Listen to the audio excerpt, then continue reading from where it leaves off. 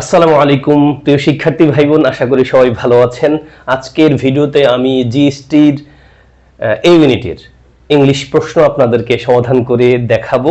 এখানে মোট 25টি ইংলিশ প্রশ্ন আছে। আমি শুধু উত্তর দেখিয়ে যাব না, উত্তরের ব্যাখ্যা বিশ্লেষণ দিয়ে যাব যেন আপনাদের সবারই কাজে দেয়। শেষ অবধি আমার সাথে নিশ্চয়ই থাকবেন। 25 কোয়েশ্চেন যেহেতু আছে, একটু বড় হতে পারে।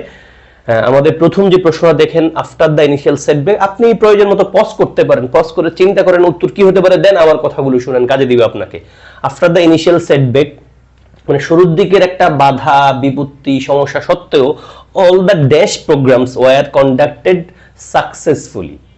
আপনি হয়তো ক্লু পাচ্ছেন, অল দ্য ড্যাশ প্রোগ্রামসটা নাউন, তারপরে আগে একটা অবজেক্ট দরকার, অ্যাডজেক্টিভ প্রয়োজন। আপনি চারটা অপশনের মধ্যে বি নাম্বার অপশনটা নেবেন না, কারণ সাবসিকুয়েন্টলি শব্দটা অ্যাডভার্ব। বাকি তিনটাতে আপনি খুঁজবেন। এখন এই তিনটাতে খুঁজতে আসলে আপনার অর্থের বিষয়ের দিকে মানে বাক্যের অর্থের দিকে মনোযোগ দিতে হবে। ইজি, আসেন ভাই। বলছে আফটার দ্য ইনিশিয়াল সেটব্যাক, শুরুর দিকে সমস্যা সত্ত্বেও all the subsequent programs, subsequent মানে হলো আসন্ন, মানে একটার পর আরেকটা আসতেছে, ওটারে রেফার করে। তাহলে আফটার দ্য ইনিশিয়াল সেটব্যাক, শুরুর দিকে সমস্যা সত্ত্বেও অল দ্য সাবসিকুয়েন্ট প্রোগ্রামস মানে আসন্ন সবগুলো প্রোগ্রামই ছিল মানে কন্ডাক্টেড হয়েছিল সফলভাবে। সাকসেসফুলি শব্দটা নিশ্চয়ই অ্যাডভার্ব, বুঝতে পারছেন। প্যাসিভ মোডে আছে, all the subsequent programs were conducted successfully. Question 2 তে আসেন ভাই। अगेन মানে বাক্য পরে অর্থ মানে একটা ওয়ার্ড অ্যাড করতে হবে বাক্যের প্রয়োজন অনুযায়ী। The government need to work in close. আপনারা নিশ্চয়ই জানেন নিড শব্দটা একটা মোডাল অক্সিলারি, বিসিএস পরীক্ষায় মেডিকেল ভর্তি পরীক্ষায় আসছিল। নিড শব্দটা একটা মোডাল অক্সিলারি এবং প্রিন্সিপাল ভার্ব আকারে ব্যবহৃত হতে পারে। যদি নিড শব্দটা প্রিন্সিপাল ভার্ব আকারে ব্যবহৃত হয় তারপর কিন্তু ইনফিনিটিভ হয়, দেখেন লেখা আছে টু ওয়ার্ক। যদি মোডাল অক্সিলারি হয় তারপর কিন্তু ভার্বের বেস ফর্ম বসে। আসেন, the government need to work, গভর্নমেন্টের প্রয়োজন কাজ করা, ইন ক্লোজ মানে খুব কাছাকাছি হয়ে, উইথ ড্যাশ দ্য, বাক্যের এখানে আন্ডারলাইনিংটা ভুলে গেছে আমার, অন দ্য নিউ কারিকুলাম। বাক্যটা এমন হলে ভালো হতো, the government need to work in close dash, ক্লোজের পর আন্ডারলাইন থাকতো, ক্লোজের আন্ডারলাইন, তারপর with the teachers on the new curriculum. কি লিখবেন আপনি, চিন্তা করেন ভাই। The government need to work in close dash with the teachers on the new curriculum, মানে নতুন কারিকুলামের ব্যাপারে গভর্নমেন্টের প্রয়োজন টিচারদের সাথে ক্লোজ কি কাজ করা, বুঝতে পারছেন। ক্লোজ আমরা কোলাবোরেশন বলি। তাহলে the government need to work in close collaboration with the teachers on the new curriculum, নতুন কারিকুলামের ব্যাপারে টিচারদের সাথে খুব ক্লোজ কোলাবোরেশন করা দরকার, এটা বোঝাচ্ছে। তাহলে the government need to work in close collaboration মানে ভাই দুজন মিলে যখন একটা কাজ করে তখন একটা কোলাবোরেশন বলে, দুইটা গ্রুপ হিসেবে কাজ করে, কোলাবোরেশন। লাইক একটা বড় প্রতিষ্ঠান আমার সাথে কোলাবোরেট করতে চেয়েছিল। কোলাবোরেট বলতে আমি যে আপনাদের পড়াই না, ওনারা চেয়েছিল আমার এই প্যাটার্নটা ওনাদের সাথে আমি অ্যাড করে দিব, ওনারা বিনিময়ে আমার সাথে একটা চুক্তিতে আসবে। আমি বলছি না ভাই, আমার কোনো কোলাবোরেশন লাগবে না, আমি আমার মতো করে করি, যখন যা মন চায় স্টুডেন্টদের প্রয়োজন আমি করে ফেলবো। বাট কোলাবোরেশনে গেলে অসুবিধার জায়গাটা হয়তো এরকম যে ওনাদের প্রাতিষ্ঠানিক কিছু বিষয় আছে যেগুলো আমার পক্ষে মানা সম্ভব হবে না, এই আর কি ভাই। আসেন, তো এই হলো কোলাবোরেশন শব্দটা আমরা এখানে লিখলে বাক্যটা ঠিকঠাক দাঁড়ায়। Then words different in spelling but similar sound are called.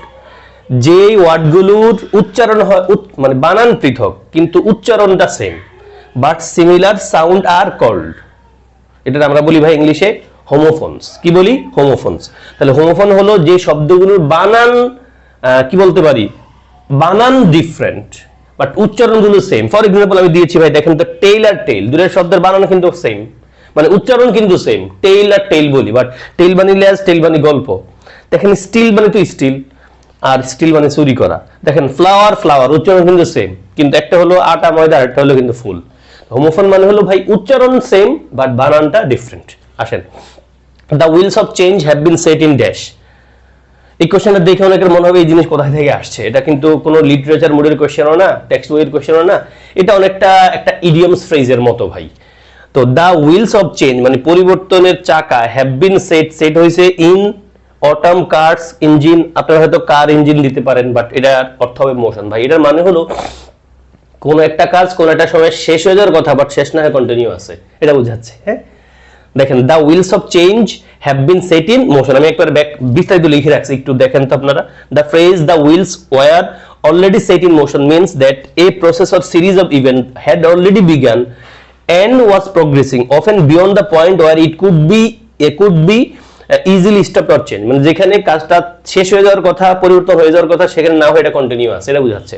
তাহলে এটা একটা ইডিয়মস। দেখেন এটা হয়তো আপনারা অনেকে পারেন নাই, আমিও আসলে আপনাদের প্রশ্ন দেখার আগে পর্যন্ত এটার সাথে পরিচিত ছিলাম না। The wheels of change have been set in motion. ভাই যাই সিলেক্ট দ্য কারেক্ট স্পেলিং, কোন বানানটা কারেক্ট? এটা একটা মানসিক রোগ, কোন শব্দটা? হ্যাঁ, প্রিভিয়াস কোশ্চেন আমরা দেখছি, উত্তর হবে ভাই সি, কি? সিজোফ্রেনিয়া। সিজোফ্রেনিয়া এটা মানসিক রোগ, মানে উনি অসুস্থ হয়ে গেছে, কাউরে চিনে না, এরকম একটা, আগের কোনো কথা খেয়াল থাকে না, সিজোফ্রেনিয়া। দেন ভাই আসেন, করোনা ভাইরাস ওয়াজ ডিটেক্টেড ফার্স্ট। বলবেন স্যার এই কেমন কথাবার্তা, কখন? এটা তো সাধারণ জ্ঞান কোশ্চেন না ভাই, এটা একটা প্যাসেজ। প্যাসেজের কোশ্চেনগুলো আমি আপনাদের যেভাবে বলে থাকি, বেসিক্যালি আমরা প্যাসেজের সমাধান করতে আসলে আগে কোশ্চেন পড়ি, দেন প্যাসেজ পড়বো, দেন উত্তর করব। আমি কোশ্চেনগুলো আগে রাখছি, দেন প্যাসেজটা দেখাবো, দেন উত্তরগুলো দেখাবো আপনাদেরকে কুইক করে। করোনা ভাইরাস ওয়াজ ডিটেক্টেড ফার্স্ট, এবং প্যাসেজটা খুব ইজি ছিল, ইজি, একেবারে ইজি, সহজ ভাষায় লেখা। করোনা ভাইরাস ওয়াজ ডিটেক্টেড ফার্স্ট কত সালে? আপনি আন্দাজে লিখবেন না নিশ্চয়ই, মানে সাধারণ জ্ঞান আকারে জানলেও লিখবেন না, কারণ প্যাসেজে কিন্তু উল্টা তথ্য থাকতে পারে। According to the passage, COVID-19 spread on a large scale, মানে খুব বড় পরিসরে এই COVID-19 বাড়ছে কখন? এবং এই তো আরো তিনটা কোশ্চেন আছে ভাই। According to the passage, which of the following is more contagious? কোনটা বেশি কন্টেজিয়াস? প্যাসেজ পড়লে পারবেন এবং সহজে পারবেন। The word infect is similar in meaning to, infect শব্দটার অর্থ কি? এবং according to the passage, viruses can, virus কি করতে পারে? ওকে ভাই, আসলে আমরা ডাইরেক্ট প্যাসেজ পড়ি, আমি কিছুটা ক্লু দিয়ে রাখছি যেগুলো পড়লে আপনি উত্তর পাবেন, চাইলে আপনি পজ করতে পারেন, আমি কুইক যাচ্ছি। বলছে এই virus is a very tiny type of germ, মানে খুব ছোট্ট germ, that can make you extremely sick, যেটা আপনারে অসুস্থ করে ফেলতে পারে খুব করে। Viruses can only survive in the living things, মানে জীবন্ত জিনিসে বাঁচতে পারে। Viruses can cause many different types of infection diseases, অনেক ধরনের মানে ছোঁয়াচে রোগের কারণ হতে পারে, including the common cold, flu and smallpox. Viruses can take over living cells and make many copies, মানে মানে কি একটা ভাইরাস অনেকগুলো রূপ ধারণ করতে পারে। অফ দ্যামসেলস, এখানে একটা কোশ্চেন উত্তর আছে, হ্যাঁ আমি এখন বলবো না, আপনারা রিডিং পড়লেই পারবেন। These new virus particles go on to infect other cells, মানে একটা ভাইরাস অন্য একটা আদার সেলে কি করে? ইনফেক্ট করে, মানে দূষিত করে, আমরা বলতে পারি আক্রমণ করে, তাই না? কন্টামিনেট করে বলতে পারি, এই শব্দের অর্থ আছে, একটু পরে পাবেন। When our body is being affected by a virus, our immune system kicks into action to stop or slow it down, মানে যখন ভাইরাস আক্রমণ করে আমাদের বডি সিস্টেম স্লো হয়ে যায় অথবা বন্ধ হয়ে যায়। এট দ্য এন্ড অফ 2019, উত্তর দিয়ে দিন আন্দাজ, এট দ্য এন্ড অফ 2019 এর শেষ দিকে the world came across a new type, মানে কেম অ্যাক্রস মানে পরিচিত হয়েছে একটা নতুন ধরনের ভাইরাসের সাথে, কল করোনা ভাইরাস মানে কোভিড-19। We have known about and studied corona virus for decades, মানে আমরা করোনা ভাইরাসের ব্যাপারে জানি বছর, অনেক যুগ আগে। Then, but COVID-19 was a new strain to humans. COVID-19 is much more serious than the common cold or flu. It is spread far and wide from March 2020. মানে এটা খুব করে ছড়াইছে 2020 সালের দিকে, 20 সাল থেকে। causing a pandemic, যেটা ঘটাইছে একটা কি জানো প্রাদুর্ভাব, but timely invention of vaccines has stopped the outbreak of the pandemic. মোটামুটি ইজি প্যাসেজ ভাই, আমি অর্থ বলি নাই কারণ ইজি কথাবার্তা। আসেন উত্তরে যাই। Corona virus was detected first decades ago, অনেক আগে আমরা কিন্তু পড়ছিলাম ভাই, 2019 লিখেন না কিন্তু। Then according to the passage, কোভিড-19 spread on a large scale, বড় পরিসরে বাড়ছে কখন? আমরা কিন্তু পড়ছিলাম ভাই, মানে একবার ডাইরেক্ট লেখা আছে, স্প্রেড ফার এন্ড ওয়াইড, ওই কথাই কিন্তু বলছে। Spread on a large scale মানে হলো ইন 2020, ওই যে মার্চ 2020 পড়ছিলাম না। And then according to the passage, which of the following is more contagious? Influenza, rhino, coronavirus, COVID-19 নিশ্চয়ই আমরা এটাই পড়ছি, আর কোনো ওটার কথা নাই কিন্তু লেখা।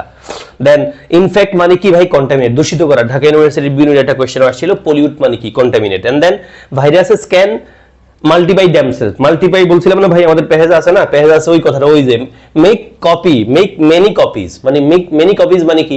একটা প্রশ্ন থেকে যখন আপনি ফটোকপি করবেন 20টা হইবে না? হইতে পারে তো, 100টা হইতে পারে, 500 হইতে পারে, এটাই বলছে এখানে ভাই। ভাইরাস ক্যান মাল্টিপ্লাই দ্যামসেলস, মানে নিজেদেরকে অনেক গুণ করতে পারে। মোটামুটি এই ছিল প্যাসেজ। এবার যাই ভাই সামনে। Dash you have a driving licence and a credit card, the company will not accept your application. বাক্যের মাঝে কমা আছে, আগে একটা সেন্টেন্স আছে, পরে একটা সেন্টেন্স আছে, বুঝতে পারছেন ভাই? এটা কমপ্লেক্স সেন্টেন্স, আপনি বাক্য রিডিং পড়লে বুঝতে পারবেন। এখানে একটা যদি কথা দরকার, যদি এবং নেগেটিভ যদি প্রয়োজন উত্তর হচ্ছে ভাই বি, আনলেস মানে যদি না you have a driving licence and a credit card, যদি তোমার একটা ক্রেডিট কার্ড এবং লাইসেন্স ড্রাইভিং লাইসেন্স না থাকে, the company will not accept your application, তোমার অ্যাপ্লিকেশনটা অ্যাকসেপ্ট করবে না।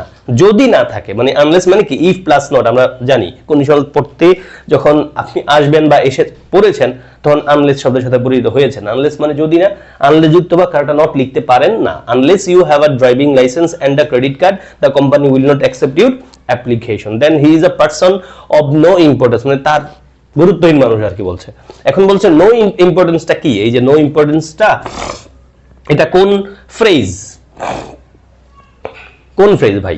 আমি তো বলি কোন অ্যাডজেক্টিভ যদি আপনি কাউরে বলতে চান নিশ্চয়ই তার আগে পরে নাউন প্রোনাউন থাকবে, তাই না ভাই? আপনি উত্তর নিশ্চয়ই কারে নেবেন? উত্তর আপনি নিশ্চয়ই অ্যাডজেক্টিভ রে নেবেন। হি ইজ আ পারসন, পারসনের ব্যাখ্যা দিচ্ছে কেমন পারসন? গুরুত্ব নাই।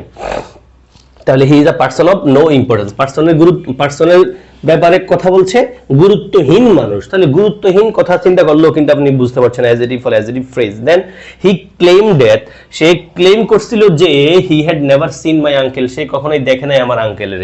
এই কথাটা একটু খেয়াল করেন ভাই, সে ক্লেম করছিল আমার আঙ্কেলের দেখে নাই। দেখেন ক্লেম করছে, যখন ক্লেম করছে পাস্ট টেন্সে, দেখা দেখি কাজটা কিন্তু আর আগে, তাই না? তাহলে সে ক্লেম করছিল যে সে আগে আমার আঙ্কেলের দেখে নাই। তাহলে দেখা দেখি না দেখার কাজটা আগের এবং ক্লেম করছে কিন্তু পরে, দুটাই পাস্ট টেন্সে। বাট কিন্তু আই নো, আমি জানি যে, দ্যাট বাট দিয়ে বুঝতে পারছি আমি জানি যে সে দেখছে, সে দেখেছে। তাহলে দেখেন ভাই এখানে দ্যাট এর পরে হি লিখলাম, হির পরে যে ভার্বটা লিখবো আমরা, এটা কোন অ্যাঙ্গেলে লিখবেন, মানে কার মতো করে লিখবেন? চিন্তা করেন, সে দাবি করছিল যে সে কখনো আমার আঙ্কেলকে দেখে নাই, কিন্তু মানে উল্টা কথা আসছে, কিন্তু আমি জানি সে দেখছে আমার আঙ্কেলকে, আমার জানি আমার আঙ্কেলকে দেখছে। তাহলে আমরা লিখতে হবে ভাই এটা অনুযায়ী, he had never seen my uncle, সে কখনো আমার আঙ্কেলকে দেখে নাই, বাট আই নো, আমি জানি যে হি হ্যাড নোন, কি হবে? He had seen my uncle.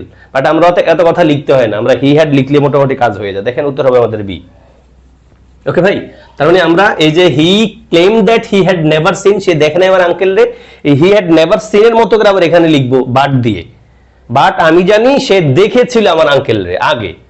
তাহলে he had seen my uncle, ওই সিন মাই আঙ্কেল আবার লিখলাম না, কারণ একই কথা বাক্যে দুবার লেখা দরকার হয় না। 14 the colour of his eyes dash blue. ভাই এটা মানে সব ধরনের স্টুডেন্টরা মনে সহজেই পারে, আমি সাবজেক্ট ভরে এগ্রিমেন্ট পড়াতে গেলে বা করার শুরুতেই লিখি almost, the colour of his eyes dash blue. উত্তর নিশ্চয় আপনি পেরেছেন খুব সহজেই। আমরা জানি অনেকগুলো শব্দ মিলে সাবজেক্ট হলে প্রিপজিশন আগে শব্দটাই ভার নির্ধারণ করে, তো কালারটা যেহেতু সিঙ্গুলার ফলে আমরা ইজ লিখবো এবং বাক্যের অর্থ বুঝলে আপনি বুঝবেন। বলছে ব্লু, ব্লু কোন জিনিসটা? ব্লু কি চোখগুলো নাকি কালার? চোখগুলো ব্লু না ভাই, বলছে the colour of his eyes is blue, তার চোখের কালার হলো ব্লু। তাহলে কালার হলো ব্লু, তার মানে ব্লু যেহেতু একটা কালার, ফলে আমাদের মূল বাক্যের মূল সাবজেক্ট কিন্তু কালার, আইজ না। ফলে আপনি নিশ্চয়ই ইজ ছাড়া কিছুই লিখেন নাই, লিখবেনও না, তাই না? দেন ভাই সামনে যে কুইক করে, just because you are living in a concrete jungle of a city does not mean you are in prison. উত্তর কি লিখবেন? আচ্ছা আমি তো মনে হয় ভুলে উত্তর বলেও ফেলেছি। রিডিং পড়ার অভ্যাসের কথা আমি সাধারণত বলে থাকি, যারা আমার সাথে নতুন আছেন রিডিং পড়বেন, আপনি যাই পড়বেন ভাই একটু রিডিং পড়বেন উত্তর সহ, তাতে আপনি পরিহারে ন্যাচারালি কিছু প্রশ্ন উত্তর পারবেন। আসেন উত্তর হলো আমাদের এ। কারণটা একটু বলি ভাই, বাক্য বলছে just because you are in a concrete jungle of a city, মানে আপনি একটা কনক্রিট জঙ্গল অফ আ সিটিতে থাকেন, এর মানে এই না যে আপনি কোথায় আছেন? প্রিজনে আছেন, মানে জেলখানায় আছেন। আপনি বুঝতে পারছেন মিন শব্দটা এখানে বাক্যের ভার্ব, মিন শব্দের ভার্ব, ফলে আপনি ইজ নট মিন লিখবেন না, আর নট মিন লিখবেন, আপনি ডাজ নট অথবা ডোন্ট মানে ডু নট মিন লিখবেন, তাই না? এখন আপনি ডাজ নট না ডোন্ট লিখবেন। সোজা কথা বলি ভাই, যদি কোনো ভার্বের সাবজেক্ট আকারে একটা পুরো বাক্য বসে যায়, পুরো একটা বাক্য বসে যায়, তখন কিন্তু ওই ভার্বটা সিঙ্গুলার হয় অলওয়েজ। আপনারা যদি কেউ নমিনাল দ্যাট ক্লজের সাথে পরিচিত থেকে থাকেন তারা নিশ্চয়ই সেটা জানেন। আমি এখন বলি ভাই, যদি কোনো একটা ক্লজ বা যদি কোনো একটা পুরো বাক্য কোন একটা ভার্বের সাবজেক্ট আকারে বসে থাকে, তখন ওই ভার্বটা নিশ্চয়ই সিঙ্গুলারে লিখবো। দেখেন just because you are living in a concrete jungle of city, পুরোটা কিন্তু একটা সেন্টেন্স, আমরা একটা ক্লজও বলতে পারি। তুমি যেহেতু শুধু মানে তুমি বাস করো একটা জঙ্গল অফ সিটিতে, কনক্রিট জঙ্গল অফ সিটিতে, এর মানে এটা না যে তুমি প্রিজনে থাকো। তাহলে এখানে আমরা just because you are living in a concrete city of city, পুরো একটা বাক্য।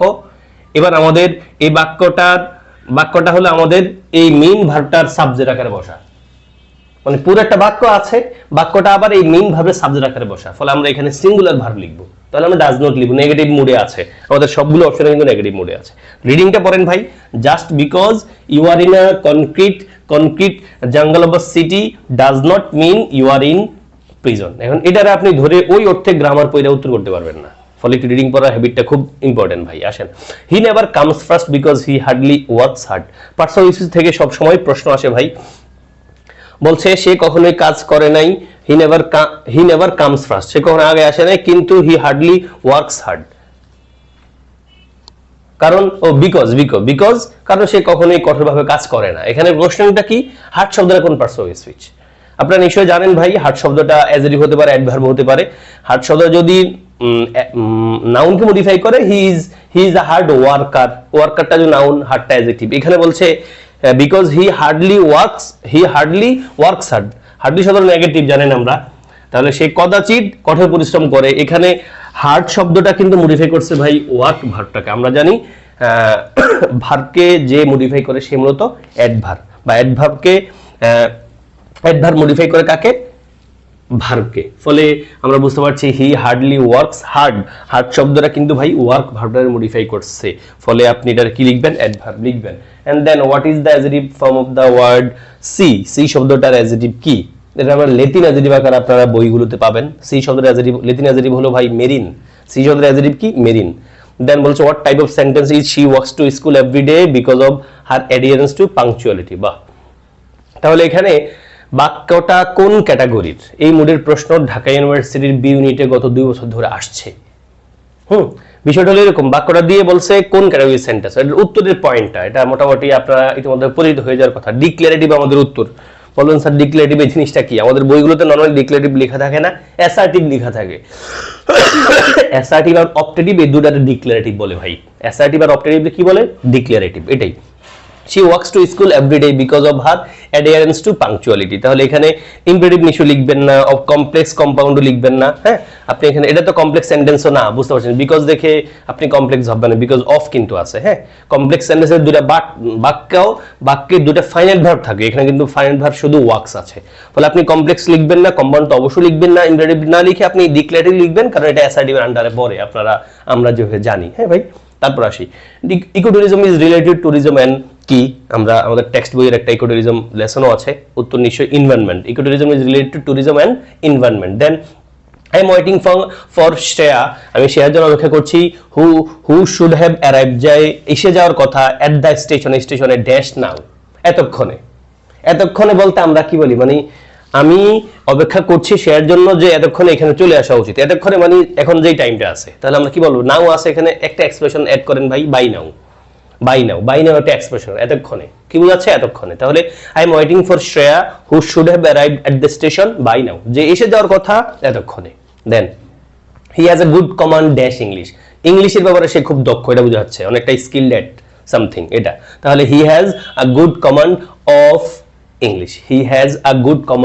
ইংলিশ, দেন ভাই আসেন, অ্যাজ আ পিসমেকার হিসেবে he always had dash quarrels. কি লিখবেন? হেড মানে ভাইকে নেতৃত্ব দেওয়া। হেড মানে কি? নেতৃত্ব দেওয়া। হেড মানে এখানে মাথা না, হেড শব্দের এখানে ভার্ব আকারে বসা আছে। আপনারা প্রিসাইড ওভার পড়েন না, প্রিসাইড ওভার মানে হি প্রিসাইডেড ওভার দ্য মিটিং, একবার একই এক্সপ্রেশন ভাই। অ্যাজ আ পিসমেকার, একজন শান্তি রক্ষী হিসেবে বা শান্তির প্রতিষ্ঠাকারী হিসেবে, he always had over quarrels, মানে তিনি সবসময় কোয়ারেলের কি করেন? নেতৃত্বের মানে সমাধানের কাজে নেতৃত্ব দেন, এটা বোঝাচ্ছে। তাহলে as a peacemaker he always had over quarrels. She sleeps dash in the kitchen every day. ভাই স্লেপ শব্দটা আমরা নরমালি নাউন আকারে পড়ি দাস, বাট স্লেপ মানে কিন্তু কঠোর পরিশ্রম করা। কেমন? এখানে যেটা অর্থ হবে, স্লেভের সাথে অ্যাওয়ে বসে অর্থ কঠোর পরিশ্রম করা। আমি একবার ডিরেক্ট ক্যামব্রিজ ডিকশনারি থেকে নিয়ে এসেছি, দেখেন স্লেভ অ্যাওয়ে মানে means to work very hard, মানে খুব কঠোর পরিশ্রম করা মানে স্লেভ অ্যাওয়ে। বাক্য লিখেছি কি গিউ was slaving away at his homework, মানে slaving away মানে কঠোর পরিশ্রম করা, এটা বোঝাচ্ছে। তাহলে she slaves away in the kitchen every day, মানে সে কিচেনে খুব কঠোর পরিশ্রম করে। এবং আমরা গরম সময়, এখন আমি যখন এই ভিডিও তৈরি করছি আপনাদের জন্য, খুব গরম পড়ছে, আমাদের মায়েরা বোনেরা আমাদের ঘরে যারা রান্না করেন ওনাদের খুব কঠোর পরিশ্রম, কষ্ট হচ্ছে কিন্তু এই she slips away in the kitchen everyday, মানে আমরা তো এমনি গরমে থাকতে পারি না, আবার রান্নাঘরে তো আবার গরমের উপর গরম, বুঝেন। Then life is a broken wing bird that cannot fly, এই লাইনটা কোন ফিগার অফ স্পিচ মূলত, এবং এই লাইনটা তো গত বছর আমাদের কোথায় যেন আসছে, কৃষিগুচ্ছ ভর্তি পরীক্ষা আসছিল, এই লাইন দুটা কার কবিতা থেকে নেওয়া হয়েছে। এবার আসছে এই লাইন দুটা কোন ফিগার অফ স্পিচ, খুব easy. Life is a broken wing bird that cannot fly, আপনারা কি লিখবেন? জীবন একটা ডানা ভাঙা পাখি যেটা উঠতে পারে না, আপনারা নিশ্চয়ই এটারে কি লিখবেন? Life is a broken wing bird that cannot fly, এখানে আপনি নিশ্চয় আনসার এ লিখবেন না, সাবধান। যদি বাক্যটা এমন হইতো লাইফ ইজ লাইক, যদি লাইক লেখা থাকতো ভাই, life is like a broken wing bird that cannot fly, তখন আমরা সিমিলি লিখতাম।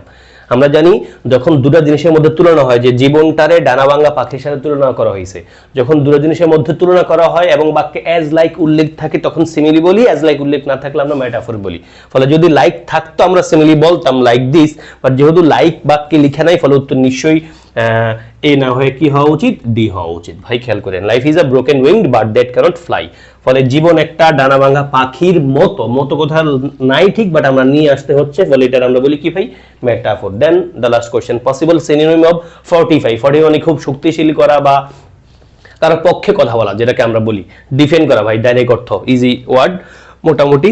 Possible synonym of 45 means defend. এই ছিল আজকের প্রশ্ন সমাধান। আশা করি প্রশ্ন সমাধানে আমি যতগুলো পয়েন্ট বলেছি এগুলো আপনারা ক্লিয়ার হয়েছেন। কারো কোনো কনফিউশন বা বুঝতে সমস্যা হলে আমার কমেন্টে জানাবেন।